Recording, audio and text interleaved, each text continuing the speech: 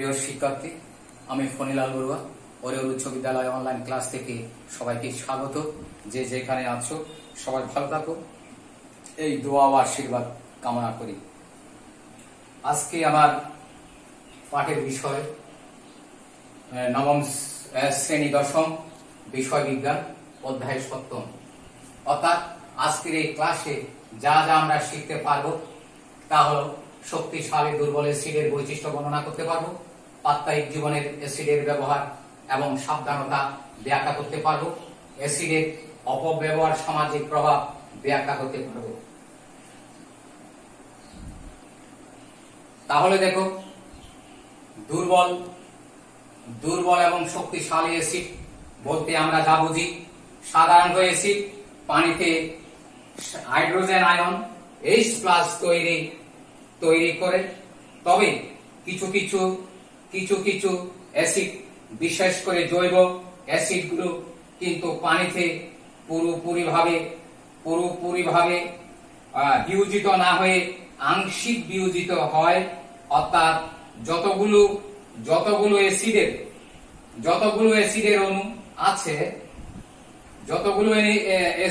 অণু আছে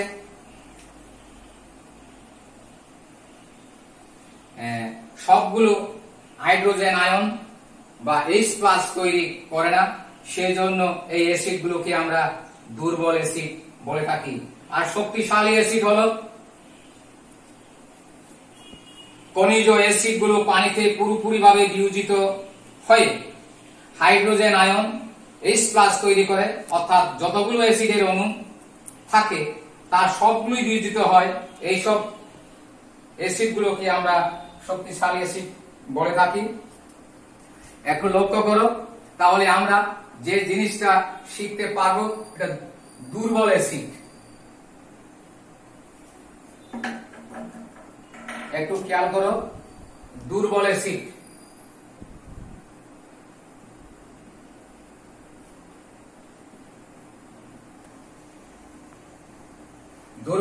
হলো যে অ্যাসিড জলীয়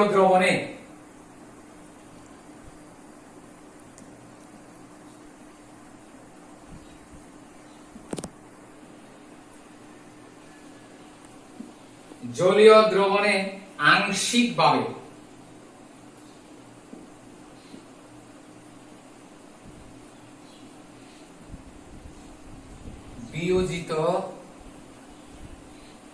বিয়োজিত হয়ে হাইড্রোজেন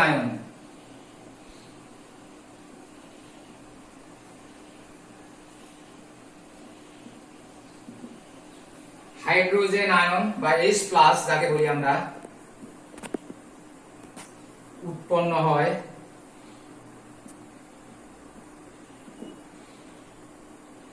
তাকে আমরা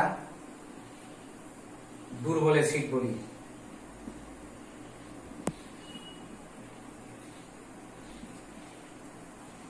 যেমন অ্যাসিটিক অ্যাসিড,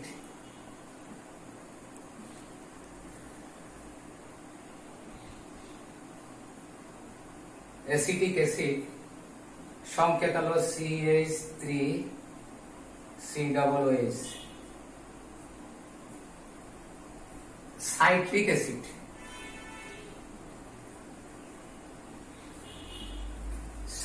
অ্যাসিড, C6H8O7। তারপর হলো অক্সালিক অ্যাসিড,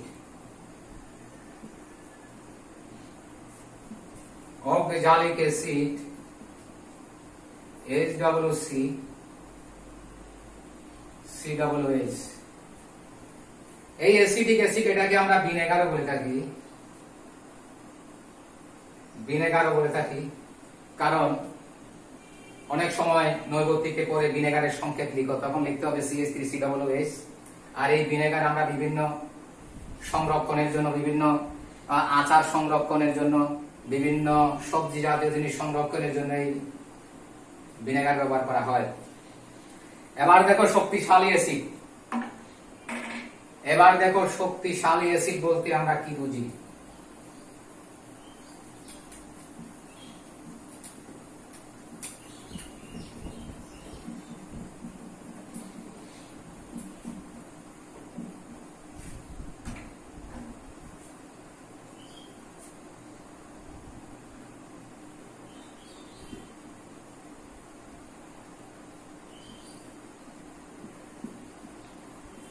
শক্তিশালী অ্যাসিড হলো যে অ্যাসিড জলীয় দ্রবণে আগের মতো যে অ্যাসিড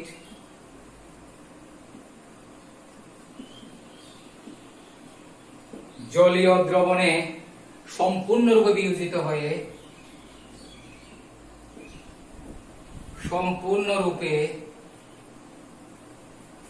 বিয়োজিত হয়ে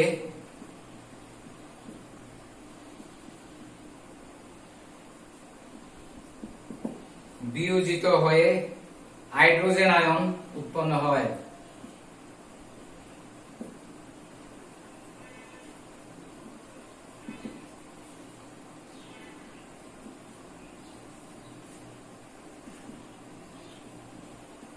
হাইড্রোজেন আয়ন উৎপন্ন হয় তাকে আমরা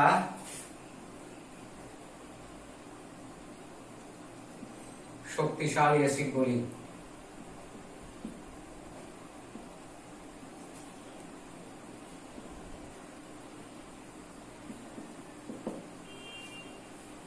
যেমন সালফিউরিক অ্যাসিড,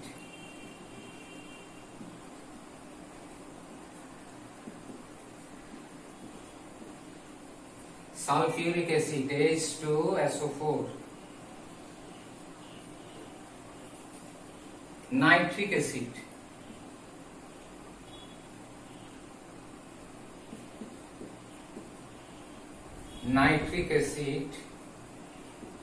HNO3, তারপর হলো হাইড্রোক্লোরিক অ্যাসিড,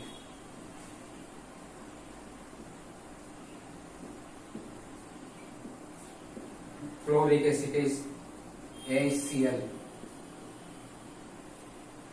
দেখো তাহলে আগে দুর্বল অ্যাসিড যেটা বললাম, যে সমস্ত অ্যাসিডের মধ্যে রয়েছে কি আংশিকভাবে বিয়োজিত হয় আর এটা সম্পূর্ণভাবে বিয়োজিত হবে। শক্তিশালীটা হলো সম্পূর্ণভাবে বিয়োজিত হবে, তখন এটাকে আমরা বলি শক্তিশালী অ্যাসিড। আশা করি বুঝতে পারছো, না বোঝার কোনো কারণ নেই, সব সময় বই নিয়ে তৈরি থাকবে, পড়বে ইত্যাদি।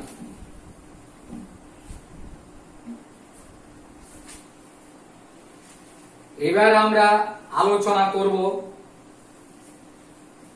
পারিবারিক জীবনে অ্যাসিডের ব্যবহার এবং সাবধানতা ব্যাখ্যা করব, অর্থাৎ এই সম্পর্কে আমরা আলাপ আলোচনা করব। খেয়াল করো,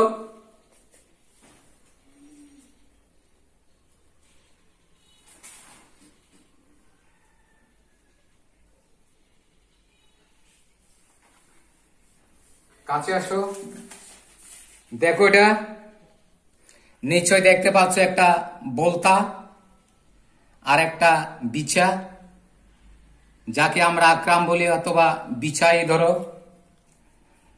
তাহলে এগুলো কামড়ালে বা এগুলোর উল ফুটলে আমাদের কেমন অনুভূতি হয়?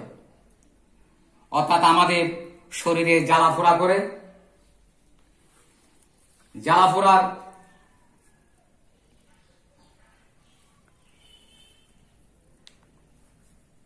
জ্বালাফোড়া করে, কারণ এই জ্বালাফোড়ার মধ্যে অর্থাৎ এই উলের মধ্যে রয়েছে এক ধরনের ক্ষারক পদার্থ, যে ক্ষারক পদার্থের নাম হলো স্টুমিন। একটু খেয়াল রাখবা, স্টুমিন স্টুমিন।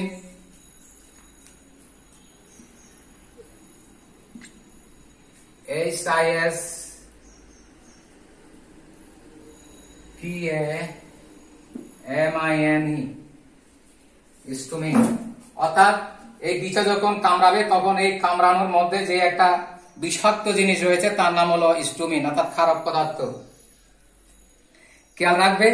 আর এইগুলো যখন আমরা তার নিবারণ করার জন্য যে একটি মলম ব্যবহার করব, এই মলমগুলোর মধ্যে রয়েছে ব্রেকিং সোডা। এই ব্রেকিং সোডা গুলো যেহেতু একটু এগুলোর অ্যাসিড জাতীয় গুলো ক্ষারকের সাথে বিক্রিয়া করে সেগুলো নিষ্ক্রিয় করে ফেলে, ফলে এর জ্বালা যন্ত্রণা আমাদের নিবারণ হয়। আশা করি বুঝতে পারছো।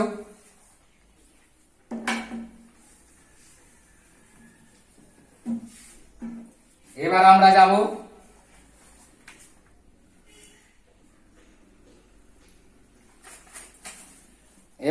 আসবো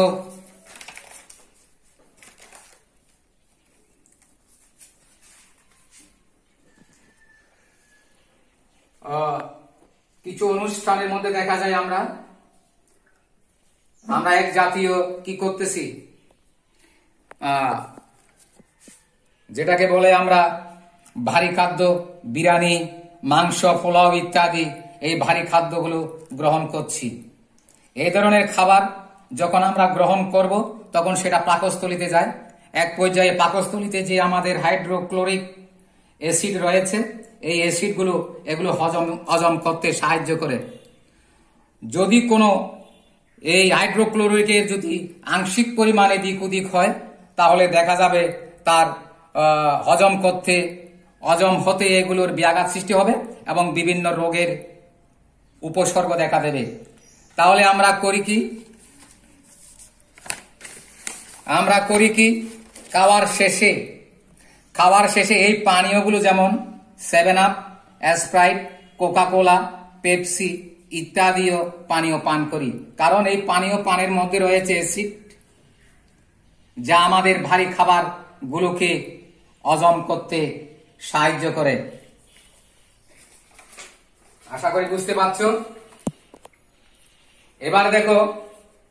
এবার দেখো আশা করি তোমরা এই ছবিগুলো নিশ্চয়ই দেখতে পাচ্ছ। এই ছবিগুলো আসলে নেট থেকে নেওয়া। এবার আসি আমরা খাবার সংরক্ষণের বেলায়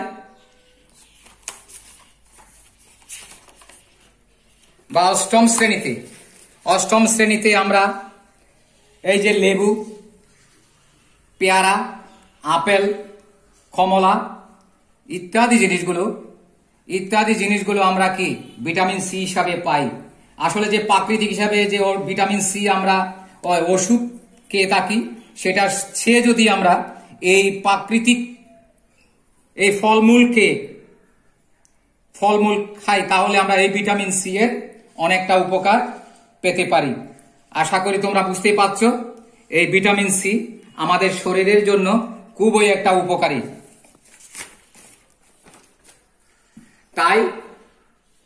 তাই ভিটামিন সি পাওয়ার জন্য আমাদের এই জৈব অ্যাসিড যুক্ত ফলমূল খাওয়া খুবই জরুরি। এবার আসি খাবার সংরক্ষণের জন্য আমরা ফলমূল যদি এই খাবার সংরক্ষণের জন্য আমরা যে দীর্ঘ সময়ের জন্য রক্ষণাবেক্ষণের জন্য যে আমরা অ্যাসিটিক অ্যাসিড ব্যবহার করি সেটাকে আমরা ভিনেগারও বলে থাকি। সেটা হলো তোমার কি বলা হয়, ফলমূলের অর্থাৎ দীর্ঘ সময়ের জন্য সেই জিনিসগুলো রাখার জন্য অ্যাসিটিক অ্যাসিড, যেটাকে আমরা ভিনেগার হিসাবে বলে থাকি। এই ভিনেগার যখন আমরা ব্যবহার করব তখন আমরা দীর্ঘ সময় পর্যন্ত এই জিনিসগুলো সংরক্ষণ করতে পারবো। আশা করি এই ভিনেগারের উপকারিতা বা অ্যাসিটিক অ্যাসিডের উপকারিতা নিশ্চয়ই তোমরা জানতে পেরেছো। এবার আসি বিবাহ বাড়িতে যে খাবার আমরা খাই, এদিকে খাবার কে একটা ছবি দেখতে পাচ্ছ, অর্থাৎ বিয়ে বাড়ির যে খাবার, সেই খাবারগুলো আমরা যে ভারী খাবার শেষে দই বা বোরহানি, অর্থাৎ খাবার শেষে দই খেতে পারি অথবা বোরহানি খাইতে পারি। তাহলে দই বা বোরহানি কি কাজে আমাদের সাহায্য করতে পারে? এগুলো মূলত ল্যাকটিক অ্যাসিড। এগুলো মূলত কি আছে, ওইগুলোর মধ্যে ল্যাকটিক অ্যাসিড আছে, যা আমাদের দেহে ভারী খাবার হজম করতে সাহায্য করে। একটু খেয়াল করো, যেহেতু এখানে একটা ছবিটা আমি তুলে ধরেছি। আরো কি জানো? এবার দেখো এবার দেখো কেক, এখানে দেখা যায় কেক, বিস্কিট, পাউরুটি, কেক, বিস্কিট, পাউরুটি, এগুলো কি করে অ্যাসিড এগুলোদের কি করতে পারে? এগুলো ফুলানোর জন্য আমরা কি ব্যবহার করি? আসলে এগুলো ফুলানোর জন্য আমরা বেকিং সোডা, এই বেকিং সোডাকে যখন আমরা তাপ দেব তখন দেখা যাবে কার্বন ডাই অক্সাইড উৎপন্ন হবে, যা কিনা কেক এবং বিস্কুট ফোলাতে সাহায্য করে। আশা করি বুঝতে পারছো। কেক, বিস্কিট, পাউরুটি ফোলানোর জন্য আমরা কি ব্যবহার করি? বেকিং সোডা ব্যবহার করে থাকি। এই বেকিং সোডা ব্যবহার করানোর ফলে যখন তাপ দেব তখন সেটা ফোলাতে সাহায্য করে। এবার আমরা টয়লেটের একটা জিনিস দেখাবো, নিশ্চয়ই এটা দেখতে পাচ্ছ, ক্লিনার। এই ক্লিনার আমরা টয়লেটে ব্যবহার করে থাকি। বিভিন্ন জাতের ক্লিনার আছে, বিভিন্ন জাতের ক্লিনার রয়েছে। এই টয়লেটের ক্লিনার আরপিক আছে, ফিনিক্স আছে। এই ক্লিনারের মধ্যে আমি একটা ক্লিনার তুলে ধরেছি যেটা নাইট্রিক অ্যাসিড, যেমন হয় নাইট্রিক অ্যাসিড, হাইড্রোক্লোরিক অ্যাসিডের দ্রব্য মিশ্রণে এই সকল ক্লিনার তৈরি করা হয়। অর্থাৎ এই টয়লেট পরিষ্কারের কারকের জন্য অ্যাসিটিক হিসাবে দ্রব্যের ব্যবহারের গুরুত্ব রয়েছে। আসলে এই ক্লিনার আমরা ব্যবহার করি কেন? বিভিন্ন জীবাণুনাশক এবং আয়রন মুক্ত করতে পারে এই ক্লিনার, সেজন্য আমরা ব্যবহার করতে পারি। এবার দেখো তড়িৎ ক্ষেত্রে আমরা যে জিনিসটা পাই, তড়িৎ ক্ষেত্রের মধ্যে রয়েছে একটা সোলার রয়েছে আর একটা ব্যাটারি রয়েছে। সৌরশক্তি সমাধানের জন্য বাড়িতে আমরা আইপিএস ব্যবহার করে থাকি, যার জন্য বা গাড়িতে যেসব ব্যাটারি ব্যবহার, যে ব্যাটারি দেখা যাচ্ছে এই ব্যাটারি ব্যবহার করা হয়, সেই সকল ব্যাটারি আমরা অ্যাসিড ব্যবহার করে থাকি। এই অ্যাসিড হলো মূলত চার্জ যুক্ত। এই অ্যাসিড হলো মূলত চার্জ যুক্ত, অর্থাৎ এই অ্যাসিড বিক্রিয়ার কারণে মূলত ব্যাটারির চার্জ হয় আর ডিটাচ হয়। এই অ্যাসিড গুলোর মধ্যে মূলত সালফিউরিক অ্যাসিড ব্যাটারিতে ব্যবহার করা হয়। আশা করি বুঝতে পারছো।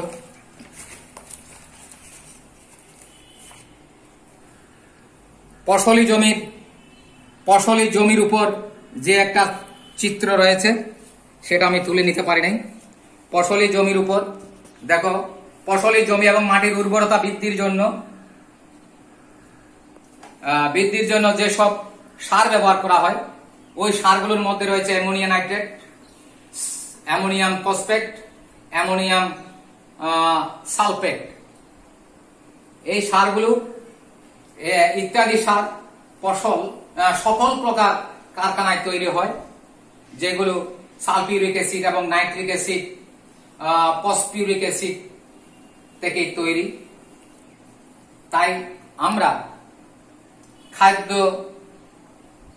খাদ্যের ভান্ডার বৃদ্ধির জন্য এইসব অ্যাসিড ব্যবহার করে থাকি। তাহলে দেখা যায় পারিবারিক জীবনে অ্যাসিড ওতপ্রোতভাবে আমাদের সাথে জড়িত রয়েছে।